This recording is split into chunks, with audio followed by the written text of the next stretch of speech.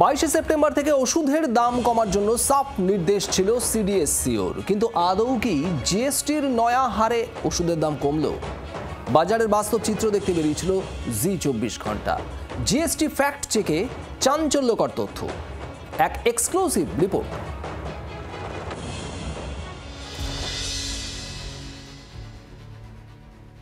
তেত্রিশটি জীবনদায়ী ওষুধ সহ 377টি ওষুধের দাম কমার কথা ছিল 22 সেপ্টেম্বর থেকে, কিন্তু আদৌ কি কমলো ওষুধের দাম?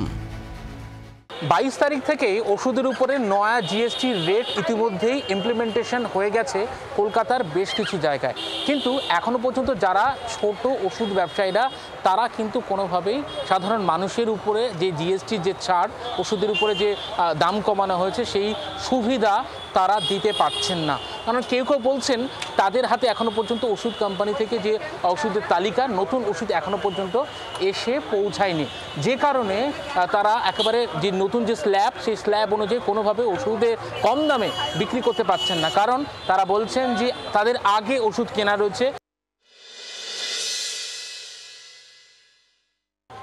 সমস্যা হচ্ছে জিএসটির জন্য, মানে যে ডিসকাউন্ট আমরা দেওয়ার কথা, যেটা আমরা কাস্টমার ডিসকাউন্টটা করি, সেটা আমাদের লভ্যাংশটা এতটাই কমে গেছে, সেটা দিতে গিয়ে অসুবিধা হচ্ছে। এফেক্টটা পেতে আমার মনে হয় পুজোর পর থেকে এটা বাধ্য হচ্ছেন আপনারা রীতিমতো আগের দামে বিক্রি করতে।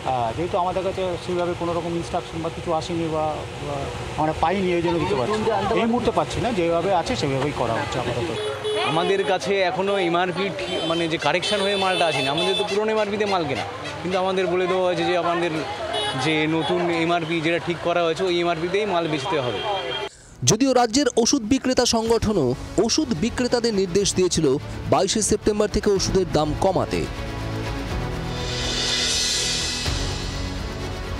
পুরনো যে মজুতের যে স্টক রয়েছে সেই স্টককে সরকারি নির্দেশ অনুযায়ী 22 তারিখ থেকে নতুন দামেই, নতুন ট্যাক্স স্ট্যাটাসে সেটা জনসাধারণের কাছে বেচতে হবে। আমরা বাই পেপারের এমআরপি কমিয়ে দেবো, সেই অনুযায়ী যেরকম সরকারি নির্দেশে ট্যাক্স স্ট্যাটাস হবে।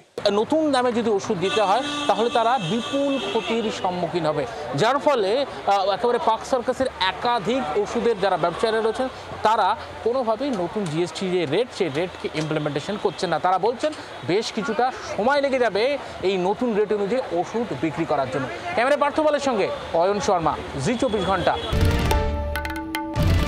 বাংলার আওয়াজ, বাঙালির আবেগ, জি 24 ঘন্টা।